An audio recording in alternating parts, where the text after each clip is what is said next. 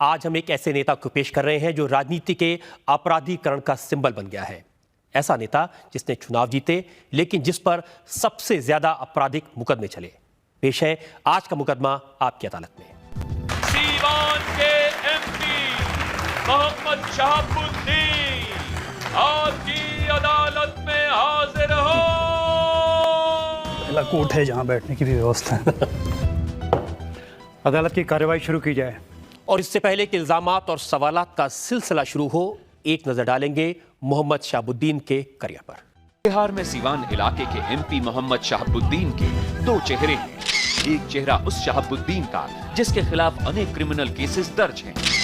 दूसरा चेहरा उस शहाबुद्दीन का जिसने एमपी बनने के बाद अपने इलाके सीवान में विकास के काम किए। शहाबुद्दीन लॉ अबाइडिंग सिटीजन है, कानून को मानने वाला हमारा एमपी है। एक यदि हम कानून को मानने वाले लोग हैं, हम कोई लठैती हम मारा पीटी करने वाले लोग नहीं हैं। एक शहाबुद्दीन जिसके खिलाफ 18 साल की उम्र में हत्या के प्रयास और आर्म्स एक्ट के मुकदमे दर्ज हुए। एक शहाबुद्दीन वो जो 1989 में निर्दलीय उम्मीदवार के तौर पर चुनाव जीतकर बिहार की विधानसभा में पहुंचा। एक तरफ वो शहाबुद्दीन जिस पर हत्याओं और किडनैपिंग्स जैसे अपराधों की सूची बढ़ती गई, तो दूसरी तरफ वो शहाबुद्दीन जिसने 1986 से लेकर अब तक 4 लोकसभा चुनाव जीते। लालू यादव तो इतना गैर जिम्मेवार एक अपराधी को बचाने का काम कर रहे हैं। जब शहाबुद्दीन जेल में गए तो ये जेल में जाते हैं मिलने। जब शहाबुद्दीन को गिरफ्तार किया गया तो उन्होंने डीपी ओझा को बर्खास्त कर दिया। जब शहाबुद्दीन जेल गए तो लालू यादव अपने काफिले के साथ जेल जाते और कहते कि मेरा छोटा भाई है। तो लालू यादव जैसे लोगों के ही कारण शहाबुद्दीन जैसे अपराधी बिहार में पल रहे हैं। शहाबुद्दीन का एक चेहरा वो है जो सिर्फ सीवान तक सीमित रहता है, तो शहाबुद्दीन का दूसरा चेहरा वो है जो अक्सर नेशनल मीडिया में छाया रहता है। तो मुकदमा शुरू होता है आपकी अदालत में। पहला इल्जाम मोहम्मद शहाबुद्दीन। आपकी अदालत में मोहम्मद शहाबुद्दीन पर इल्जाम है कि ये अपराध जगत के सरगना हैं। ये बात सही है कि आपके जो विरोधी हैं बिहार में वो आपके आतंक से, आपके नाम से कांपते हैं? नहीं, अगर ऐसा रहता तो उनको 3 लाख वोट्स कैसे आते? आपका इतना आतंक है कि जब चुनाव होता है तो सिर्फ आपका पोस्टर लगता है, सिर्फ आपके बैनर लगते हैं? किसी तो डिपेंड करता है वहाँ के जो लोग हैं, जो जनता है। नहीं, सबको लगता है। अगर उनको वोट्स लगता नहीं उनका बैनर, तो वोट्स मिलते कहाँ से? आपके जो विरोधी हैं उनको किसी तरह का कोई डर नहीं है आपसे? नहीं, बिल्कुल ही नहीं। क्योंकि उनके जब बयान हम अखबारों में पढ़ते हैं वो तो कहते हैं कि शहाबुद्दीन जब सोते हैं तो हैंड ग्रेनेड अपने तकिए के नीचे रख के सोते हैं। मैं बस आपके सामने हूँ, अकेला हूँ, और मैं हमेशा अकेला रहता हूँ। मेरा कोई तस्वीर ऐसा मेरे समझ से नहीं होनी चाहिए, अगर शादी वादी में नहीं हो, जिसमें मेरा लश्कर और लश्कर के साथ मैं घूम रहा हूँ। मुझे जब भी देखेंगे अकेले ही देखेंगे। मैंने सुना कि 10 आपके दोस्त हैं जो हमेशा आपके साथ रहते हैं और वही तय करते हैं आप कौन से रास्ते से जाएंगे, कौन सी गाड़ी में बैठेंगे। नहीं, बिल्कुल आपने ये सही फरमाया। हम स्कूल से 10 नहीं, हमारे स्कूल में जितने साथी थे वो कॉलेज में भी रहे, कॉलेज के बाद भी आज राजनीतिक जीवन में भी अगर वो सर्विस भी करते हैं तो मेरे साथ होते हैं। और ये सही है कि करीब 500 लोगों की फ़ौज है जो आपकी सुरक्षा करती है, प्राइवेट आर्मी आपकी है? फिलहाल तो यही लोग दिख रहे हैं मेरे पास। मुझे किसी से लड़ाई ही नहीं है। अगर आपकी किसी से लड़ाई नहीं है तो सीवान के अलग अलग पुलिस स्टेशंस में आपके खिलाफ 34 आपराधिक मामले दर्ज क्यों हैं? नहीं, बिल्कुल आपने सही फरमाया। मैं इसका मिसाल ऐसे दे दूं कि मैं अभी 2.5 साल हो गए हमें घर गए हुए। इस दरमियान मुझ पे 8 मुकदमे अगर दर्ज होते हैं, जिसको मुझे लगता है कि आने वाले सवालात में आपके वो भी होंगे, हरन के खाल रखने का, हरन का शिकार आने वाले करने क्यों? का। अभी सवाल पूछ मैं बता रहा हूँ, मैं इसलिए बता रहा हूँ कि जब मेरे ऑफसेट मेरे गैर मौजूदगी में 8 मुकदमे दर्ज हो सकते हैं, जिसका प्रमाण है मैं पौने 2 साल तक मैं जेल में बताता हूँ। ये जो 24 अप्रैल की आप बात कर रहे हैं, प्रतापपुर आपके घर जब पुलिस गई, जब उन्होंने वहाँ पर रेड की, उसकी जो जानकारी मेरे पास में है, वहाँ के जो एसपी हैं रतन संजय और डीएम CK अनिल, ये दोनों लोग गए थे रेड करने। और जब आपके 11 घरों की तलाशी ली गई, उसमें 80 अलग अलग बोर की गोलियां, होल्स्टर्स, नाइट विजन डिवाइस, BHF का वॉकी टॉकी, शेर की खाल, हिरण की 2 खालें और एक जिंदा हिरण बरामद किया गया। अगर मेरे पास लाइसेंस है इन अलग अलग बोरों का, तो फिर ये अवैध आपने डिक्लेयर कैसे किया? अगर वाकी टाकी की बात कर रहे हैं, उसकी अनुज्ञप्ति भारत सरकार ने मुझे लाइसेंस दिया। अगर आपने और दूसरे चीज़ों की बात की, नाइट विज़न की, तो उसके भी मैं कस्टम क्लियरेंस डॉक्यूमेंट्स मेरे पास हैं। मैंने हमेशा बार बार चिल्ला के कहा, जिनको बनाना रहता है, क्रिएट करना रहता है, मुकदमे वो करते हैं। आपने शाहबुद्दीन जी ये नहीं बताया कि जो अलग अलग तरह की राइफल्स, बंदूकें, ऑटोमेटिक गन्स हैं, तो क्या करते हैं? कोई ऑटोमेटिक गन्स नहीं है हमारे पास। हमारे पास 1932 से, जो लोग जानते होंगे मुझे, मेरे घर में 1932 से बंदूकें हैं। जिस परिवार में 1932 से बंदूक रही होंगी, वो परिवार 1932 से कैसा रहा होगा, ये आप अंदाजा लगा सकते हैं। पुलिस ने जो रिपोर्ट लिखी है उसमें लिखा है कि जब एसपी रतन संजय और डीएम वहां गए तो गांव के लोगों ने उन्हें एक दरबार लगाया और गांव के लोगों ने शिकायत की कि कुछ लोग अपने घर में अपराधियों को शरण देते हैं, उनके पास में अत्याधुनिक हथियार है और ये सब गैर कानूनी गतिविधियों में संलिप्त रहते हैं, इसलिए ये रेड की गई। पहली बात कि आपके पास वीडियोग्राफी भी होनी चाहिए। उसने अगर लगाया जनता दरबार, तो हमें नहीं लगता कि एक आदमी भी उसमें गया भी। उनके अधिकारी थे, कर्मचारी थे, शिकायत करने का प्रश्न नहीं। मेरा गांव पूरे डिस्ट्रिक्ट में, आप अगर सिवान से किसी से रिपोर्ट करवाएंगे, पूरे डिस्ट्रिक्ट में बड़ा यूनाइट गांव माना जाता है। और मेरा गांव में भी मतभेद अगर हो जाए तो मुझे बेकार है पॉलिटिक्स करना, राजनीति करना।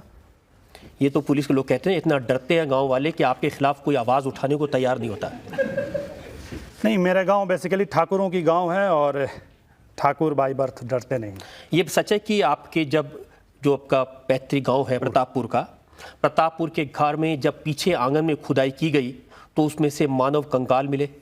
बिल्कुल। एसपी तो आपके कह रहे होंगे, तो आपने शूट भी कराया होगा, उस पर मुकदमे भी कायम होनी चाहिए। किसके कंकाल थे ये तो बताइए। ये तो एसपी ही बता देंगे। मैं तो 2.5 साल से रजत जी बाहर हूँ, मैं 2.5 साल से बाहर हूँ।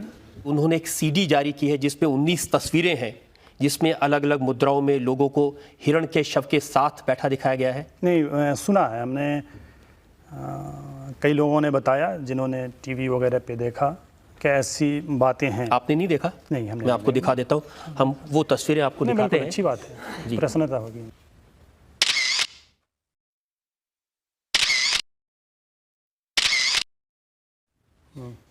ये तस्वीरें हैं जिसमें मरे हुए हिरण के साथ आप और आपके साथी बैठे हैं, आप बहुत करीब से उसको देख सकते हैं।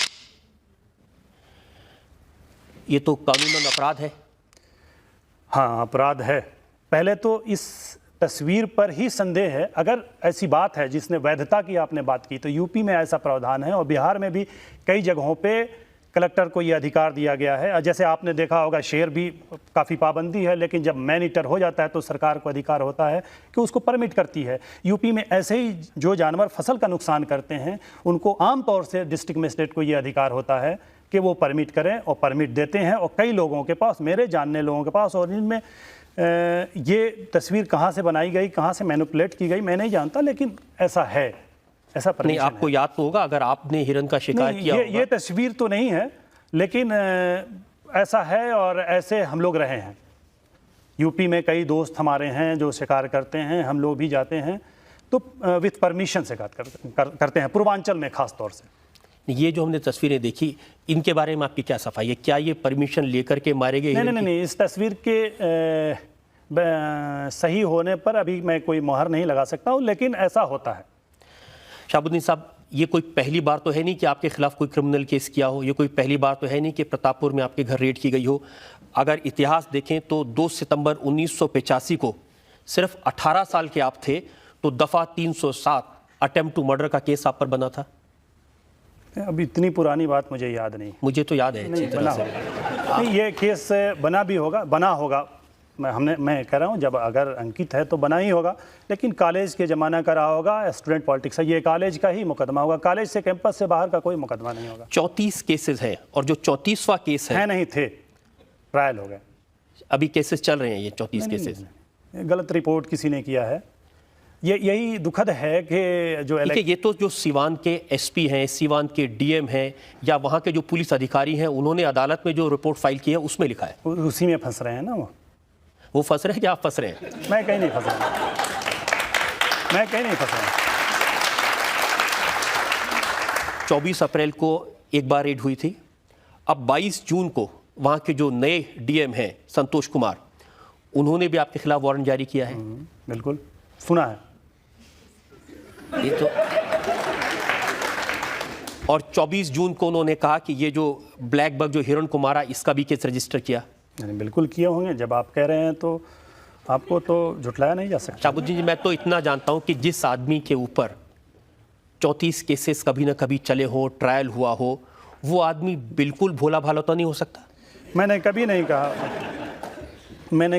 कहा कि मैं किसी मठ का मठाधीश हूँ, या मैं बस अपनी काम बड़े ईमानदारी से करता हूँ और बड़े बेबाकी से बोलता हूँ। आप जब बेबाकी से बोलते हैं तब इल्ज़ाम ये लगते हैं कि आपकी जो राजनीतिक ताकत है उसका इस्तेमाल कर रहे हैं आप अपने अपराधों को बचाने के लिए। इसको लेकर के हमारे पास इल्ज़ाम है। आपकी अदालत में आज हम जनता की तरफ से सफाई मांग रहे हैं सीवान के member of parliament Mohammad Shahabuddin से। आपकी अदालत में मोहम्मद शहाबुद्दीन पर आरोप है कि इन्होंने राजनीति का अपराधीकरण किया। शहाबुद्दीन साहब ये कहते हैं कि सारी दुनिया तो आपको अपराधी कहती है, आपके सारे विरोधी आपको क्रिमिनल कहते हैं, लेकिन लालू जी कभी क्रिमिनल नहीं कहते। हमने अभी लालू जी का बयान भी देखा। बड़े लीडर हैं, गलत तो बोल नहीं सकते। उनको अपनी राजनीति के लिए मोहम्मद शहाबुद्दीन के सहारे की ज़रूरत है? नहीं, न मैंने कभी किसी से इस्तेमाल हुआ, न मैंने कभी किसी को इस्तेमाल किया। मैं आपको रीसेंट एग्जांपल देता हूं। जिस समय बिहार में असेंबली के इलेक्शन हो रहे थे, आपको जेल जाना पड़ा था, वहां के डीएम ने आपको आपके एरिया में सिवान में आने पर रोक लगा दी थी। मैं 2 वर्ष से जेल में था और उस पर crime control act district magistrate ने लगाया। उस पर कमिश्नर का जो ट्रायल हुआ उसमें कमिश्नर ने कमेंट किया कि बहुत उत्तेजना से पूर्ण होकर के डिस्ट्रिक्ट मजिस्ट्रेट ने ये कदम उठाया जो न्यायपूर्वक नहीं। लेकिन मैं शहाबुद्दीन साहब ये याद दिला रहा हूँ आपको कि 27 फरवरी को जब चुनाव खत्म हो गए, इलेक्शन का प्रक्रिया खत्म हो गई, राबड़ी देवी ने फिर से मुख्यमंत्री का काम संभाल लिया। जब चुनाव के नतीजे आ रहे थे, उन्होंने आपको वापस आने की इजाज़त दे दी? नहीं, बिल्कुल दिया, और जिस दिन दिया उसके सुबह होकर के इन्होंने और एक क्राइम कंट्रोल एक्ट का मुकदमा शुरू कर दिया जो अभी चल रहा है। तो लगता है कि इन मुकदमों से पीछा नहीं छूटेगा आपका? जो व्यक्ति 2.5 साल से जेल में हो और उस 3 महीना निकलने के बाद अपने घर नहीं गया हो, उस पर अगर 10 मुकदमे आप कायम कर सकते हैं, इससे अंदाज़ा लगाया जा सकता है। मैं पुलिस के क्षमता पर या पुलिस के नियत पर शक नहीं करता हूं, लेकिन कभी कभी पुलिस में भी ऐसे दुर्भावनाओं से ग्रसित होकर के व्यक्ति आ जाते हैं जो इस तरह के कार्य कर। लेकिन ये तो सच है ना कि जब चुनाव आप लड़ते हैं तो उसमें बाहुबल का इस्तेमाल किया जाता है। सिवान में मीडिया होती है, आप जानते हैं कि कंट्रोवर्शियल चुनाव होता है हमेशा, तो पूरी मीडिया होती है। अगर सिवान के एक भी ऐसा तस्वीर आप दिखा दें, और ख़ास तौर से मेरे इलेक्शन का, जिसमें बक्से लूटे जाते हों, बूथ कब्जे किए जाते हों, बहुत देश में दिखाया जाता है, दिखाया गया है, बिहार में भी दिखाए गए हैं, लेकिन बिहार में सिवान में अगर कोई दिखा दे तो मेरे जान। शहाबुद्दीन जी, बक्से लूटने की, बूथ कैप्चरिंग की नौबत नहीं आती है? मैंने तो सुना है कि आपका जो विरोधी होता है उसका सिर कलम कर दिया जाता है। तो मेरे समझ से अगर इतने सिर कलम होते तो घनत्व के लिहाज से सिवान इस देश का सबसे डेंस शहर है, तो आधी आबादी हो गई रहती। 31 मार्च 1997 की बात है। जवाहरलाल नेहरू यूनिवर्सिटी के स्टूडेंट्स यूनियन के लीडर चंद्रशेखर प्रसाद आपकी कॉन्स्टिट्यूंसी में आपके खिलाफ भाषण दे रहे थे, दिन दहाड़े उनकी हत्या कर दी गई। मैंने करियर शुरू की चंद्रशेखर जी के साथ। मुझे जो जानते होंगे, मैं ऑल इंडिया स्टूडेंट फेडरेशन में आया, मेरे यहाँ पहले थे वो, हम दोनों एक ही कॉलेज के थे, डीएवी कॉलेज से, और वो वहीं से शुरू किए। वो वहाँ से दिल्ली आ गए, दिल्ली से फिर जेएनयू आ गए, जेएनयू में प्रेसिडेंट रहे और क्या वाइस प्रेसिडेंट रहे, क्या रहे। मैं एमएलए हो गया। जब भी मैं आता था मैं चंद्रशेखर के साथ ही रुकता था, मुझसे सीनियर थे वो। उन दिनों मैं जेल में हुआ करता था जब इनकी हत्या हुई थी। सबसे ज़्यादा दुखद बात तब हुई जब मेरे सबसे अजीज साथी की कत्ल होता है और मुझे उसमें मुलजिम मीडिया के माध्यम से बनाया जाता है। शहाबुद्दीन जी, मीडिया नहीं, मीडिया ही, इसलिए सीबीआई ने, देखिए सीबीआई ने जब जांच की और सीबीआई ने चार्जशीट की है, सीबीआई की चार्जशीट में जो 6 लोग हैं उनमें आप मेन एक्यूज्ड हैं, और सीबीआई ने कहा कि आपने कॉन्स्पायर किया और उस किलिंग को डायरेक्ट किया। नहीं, ऐसा कहीं नहीं है। सीबीआई नहीं, ये जब मुकदमे हस्तांतरित किए गए सीबीआई को, तब माले वालों ने जो एफआईआर किया था उसमें ये था, और सीबीआई का जो फाइनल रिपोर्ट पढ़ेंगे उसमें आपको बात बहुत साफ हो जाएगा। अगर रहता तो मैं एक्यूज रहता, मैंने उसमें बेल भी नहीं लिया, मैं तो किसी और जेल में था। जो लोग पकड़े गए हत्या करने वाले, उन लोगों के आपसे गहरे संबंध साबित हुए। ध्रुव जायसवाल, रुस्तम मियां, शेख मुन्ना और मोहम्मद रियाजुद्दीन। नहीं, ध्रुव जायसवाल से मेरे बहुत ही गहरे संबंध हैं। इसे मैंने सीबीआई के जो हमारे साथ इंटरेक्शन हुआ, जो स्टेटमेंट है उसमें भी है। ध्रुव जायसवाल मेरे गाड़ी चलाते थे और आज भी अच्छे बिजनेसमैन हैं, लेकिन वही आपने 10 ग्रुप में आपने जो कहा उसमें भी। और एक लड़का मेरे गांव का है, स्वाभाविक है कि जब गांव का होगा तो मैं कैसे इनकार कर सकता हूं कि मेरे जानने वाला नहीं। तो ये लोग भी एक्यूज हैं कि नहीं है? सीबीआई कहाँ अपने चार्जशीट में इन्हें दाखिल किया? ये भी सही है कि एफआईआर में इनके नाम थे और इनकी गिरफ्तारी आपके घर से हुई? किनकी? हमारे घर से कभी आज तक किसी की गिरफ्तारी नहीं हुई। देखिए, इन्होंने लिखा है कि Dhruv was arrested from the house of the MP on February 21 February 1998 हमने को। आपसे कहा सफाई में कि मेरे गाड़ी मित्र भी थे और गाड़ी भी चलाते थे मेरी, और आज भी छूट के मेरी गाड़ी चलाते हैं। तो अब ये अपराध सिद्ध नहीं होता, अंडर ट्रायल केस है, अगर अपराध सिद्ध होगा तो अदालत सजा देगी। लेकिन आप इससे इनकार नहीं कर सकते कि आप इस केस में इन्वॉल्व हैं और ये एक ऐसा केस है जो ये कि सारे लोग इन्वॉल्व नहीं हैं, हो ही नहीं सकते। मेरे इतने नज़दीक कि मतलब चंद्रशेखर के बारे में सोचना भी हमारे लिए पाप है। शहाबुद्दीन जी, जिस चंद्रशेखर प्रसाद को आप अपना दोस्त कह रहे हैं, उनकी माँ आपके बारे में क्या कहती हैं, ये जरा देख लें एक बार। एकमात्र मेरा इकलौता पुत्र चंद्रशेखर था। वो तो मेरा बुढ़ापा के लाठी, मेरा कलेजा के टुकड़ा, मेरा रतन तो ले लिया, तो मेरे मरने में या जीने में कोई फर्क नहीं है। मुझे गोली मार देगा। मैं तो आम जनता के बीच में कहती थी, ए साहबू के गुंडे आओ मुझे मारो। दरबार तो जेपी चौक पर लोग बोलते नहीं नहीं ना, चंद्रशेखर के मत बोलना, तो मार दिया। अरे हमको मरने से क्या डर है। अच्छा, यही अगर आप इतना मित्र होते तो उनके माँ ऐसी बात कहती है आपके बारे में? माँ का छोड़िए, मैं कमेंट माँ है, कमेंट मैं नहीं कर सकता, लेकिन आप उन्हीं की ज़ुबान से सुनिए कि उन्होंने मैं चैलेंज किया कि आओ मार दो, मैं गवाह हूँ। इनके बाल भी बांका हुए, इन्हें कोई गाली भी दिया, तुम भी कहा, इनके घर अकेली हैं। जी, आपकी बातों से मुझे ऐसा लग रहा है आप ऐसी अपनी इमेज चाहते हैं जैसी वीरप्पन की थी। मैं किसी से तुलना करना नहीं चाहता, मैं वीरप्पन को बहुत अच्छी तरह जानता भी नहीं। मैं बहुत साधारण परिवार से आता हूँ, साधारण व्यक्ति हूँ, साधारण सोच रखता हूँ। उनकी इमेज ऐसी थी ना कि वो जो रॉबिन हुड की इमेज होती है कि अमीरों से पैसा लूटो, गरीबों को पैसा दो। मैं रॉबिन हुड को भी नहीं जानता। मैं ग्रामीण परिवेश से आता हूँ, मैं सीधा सादा व्यक्ति हूँ। लेकिन ये सही है कि आपकी जो कॉन्स्टिट्यूंसी है वहाँ पर आपके डर से डॉक्टर ज़्यादा फीस नहीं लेते, आपके डर से स्कूलों में ज़्यादा फीस नहीं ली जाती। नहीं, मैं अब सिर्फ डर अगर कहा जाए तो अब आप लोग कहते रहे, मैंने कभी जवाब नहीं दिया। ये पहला मौका है कि मैं कहीं अपने घर से बाहर कहीं किसी अदालत में पेश हुआ हूँ, तो मैं अब इस पर क्या कह सकता हूँ कि कौन कहते हैं। लेकिन बस ये है कि हम उस चिराग की तरह हैं जो खुद जल के दूसरे को रोशन करने का प्रयास करता है। मैं बिल्कुल, अगर जिस वजह से हो लाभ होना है, लोगों को लाभान्वित हो रहे हैं, बस मैं उससे संतुष्ट हूँ। शहाबुद्दीन जी, बहुत लंबी फहरिस्त है इल्ज़ामात और सवालात की।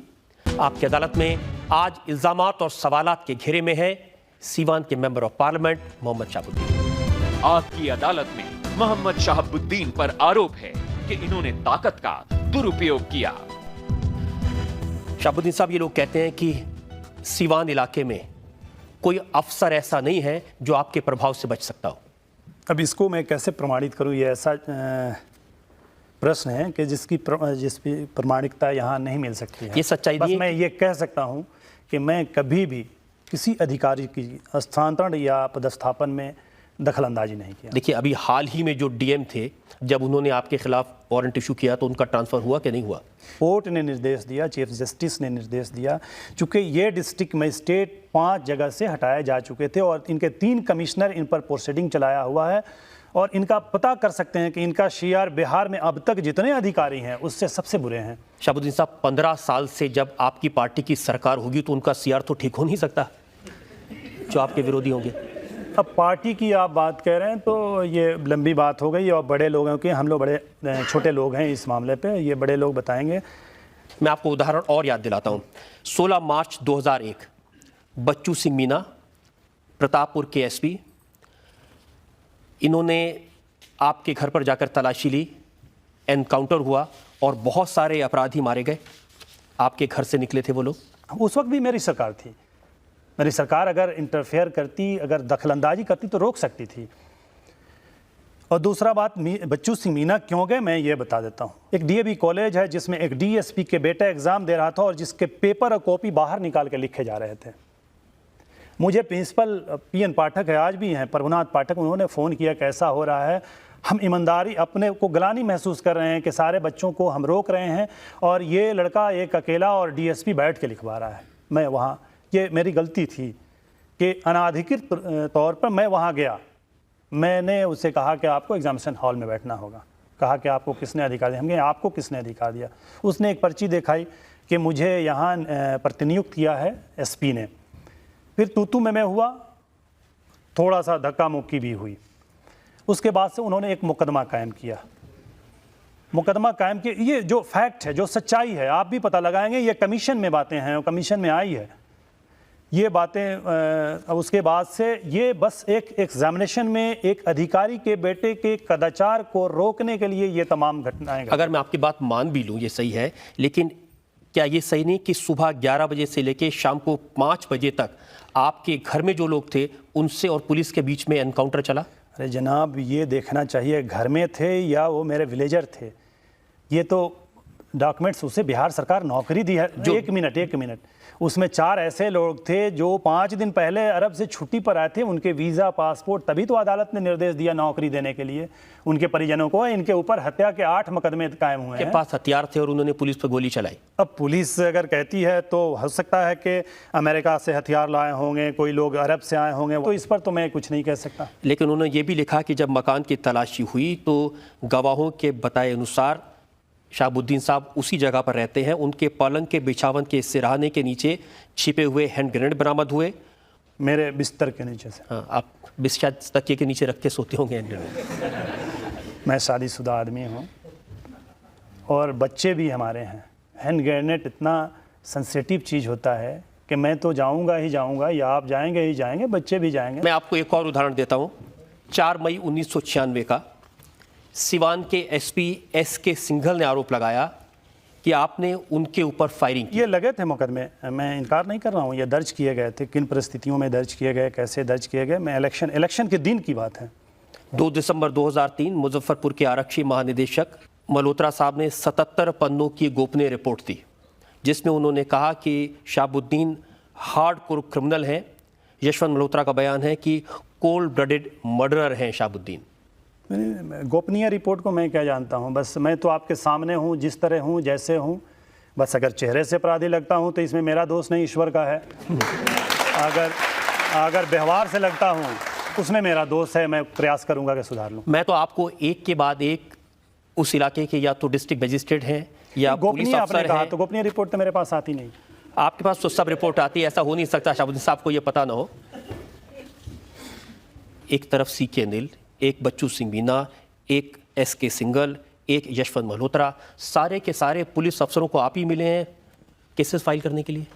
नहीं, मैंने आपसे पहले भी कहा कि अगर कुछ मेरी बनावट में ईश्वर ने, खुदा ने गलती की हो तो मैं उस पर कुछ नहीं कह सकता, लेकिन जो मेरा आचरण है, जो मेरा चरित्र है, वो आपके सामने है।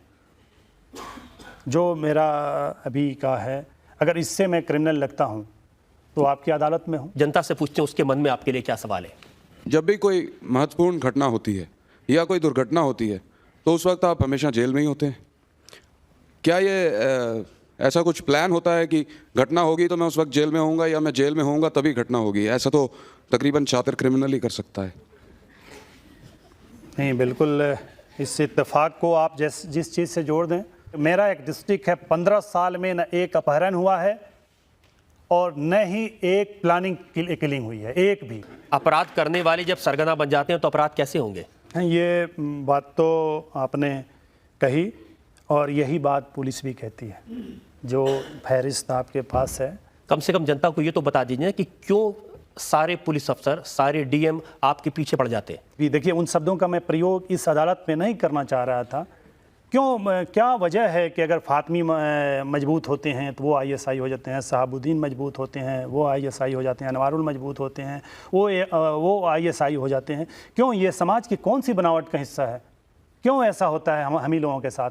क्या हमें अधिकार नहीं कि मजबूती से अपने बातों को रखें? अगर अपने बातों को रखते हैं तो हम ISI के एजेंट हो जाते हैं। ऐसा क्यों होता है, मेरे ही साथ क्यों होता है? और आडवाणी जी जा करके और जीना की तारीफ करते हैं, पाकिस्तान में तो कुछ नहीं होता।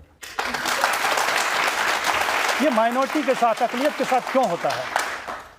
मुझे लगता है बहुत चालाकी से आप इस बात का फ़ायदा उठाने की कोशिश करने क्या माइनॉरिटी मैं 15 साल से राजनीति में हूँ। 30 साल की एक नौकरी होती है, मैं आधी नौकरी निकाल चुका हूँ।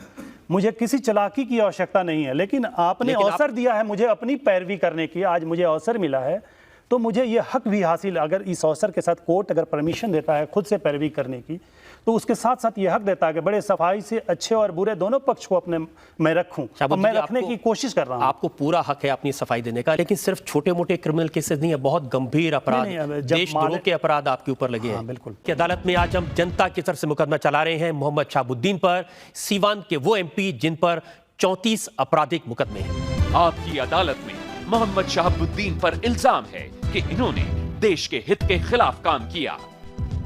शहाबुद्दीन साहब बहुत बड़े बड़े पुलिस अफसर हैं जिनका शायद आपने तबादला करा दिया या जिनको नौकरी से हटवा दिया।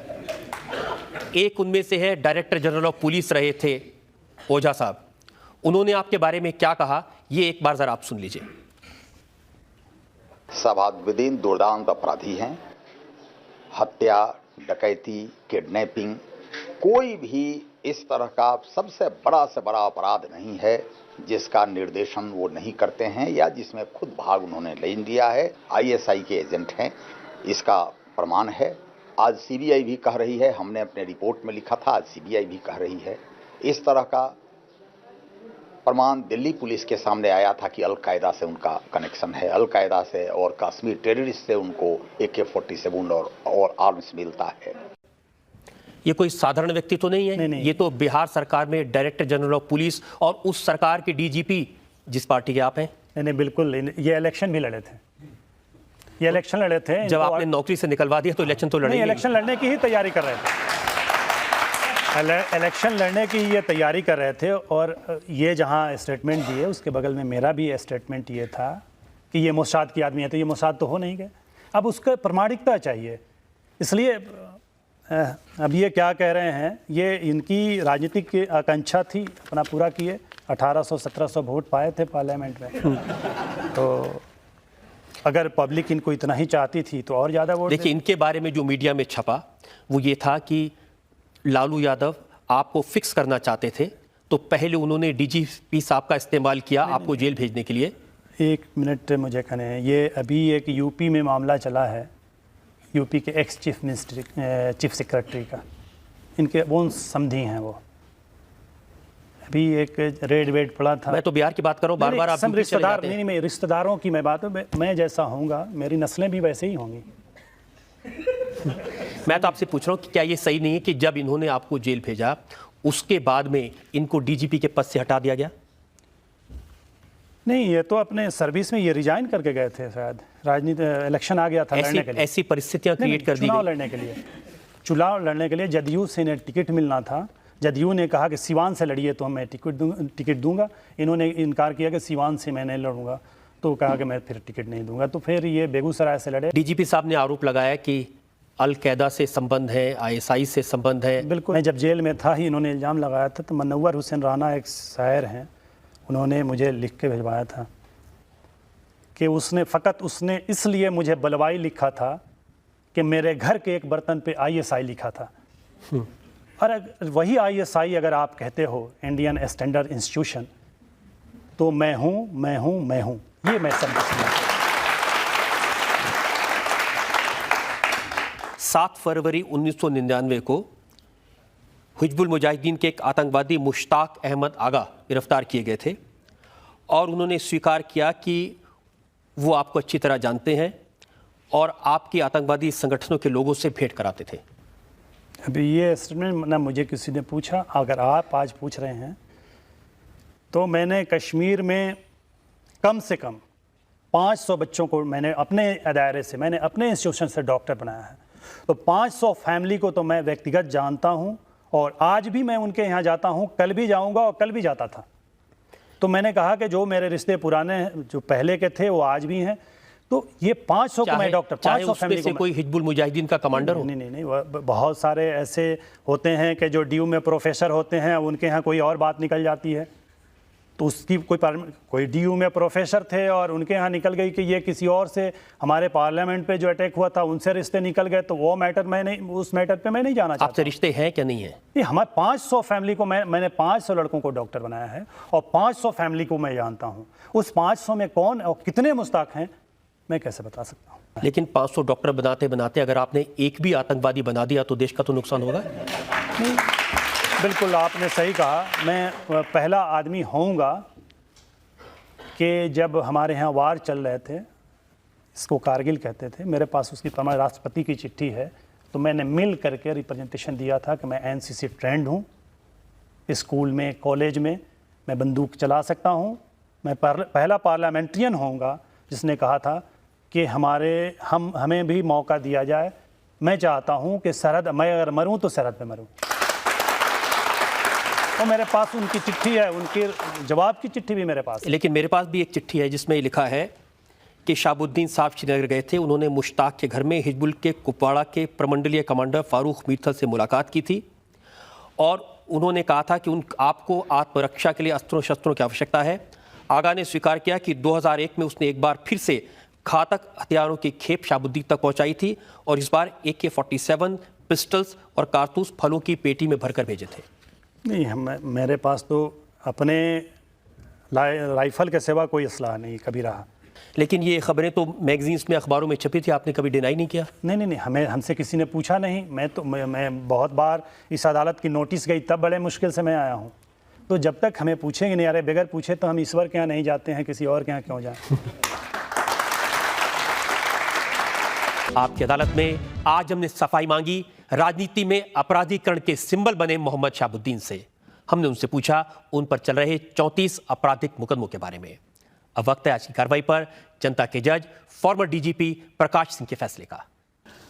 मेंबर पार्लियामेंट मोहम्मद शहाबुद्दीन के विरुद्ध जो आरोप लगाए गए हैं उनके बारे में प्रोसिक्यूशन ने जो तथ्य प्रस्तुत किए हैं और मोहम्मद शहाबुद्दीन महोदय ने जो अपना डिफेंस दिया है, उन सब पर विचार करने के बाद मुझे ऐसा प्रतीत होता है कि उनके विरुद्ध वाइल्ड लाइफ प्रोटेक्शन एक्ट के उल्लंघन और आर्म्स एक्ट के अवहेलना दोनों के आरोपों में दम है, क्योंकि उन्होंने जो दलीलें पेश की हैं वो मुझे कन्विंसिंग नहीं लगी।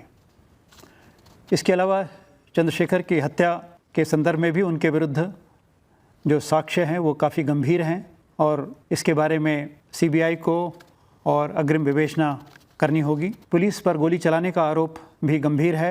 गोली चलाने के बारे में भी मेंबर पार्लियामेंट महोदय जो उनके सहयोगी ने चलाई, भले उन्होंने स्वयं न चलाई हो, उन्होंने जो बातें कही हैं वो बहुत कन्विंसिंग नहीं थी। आपकी अदालत में आज हमने जनता की तरफ से सफाई मांगी मोहम्मद शहाबुद्दीन से, सीवान के वो MP जिन पर ढेरों आपराधिक मुकदमे हैं। उनकी सफाई में कितना दम है, ये फैसला आपको करना है।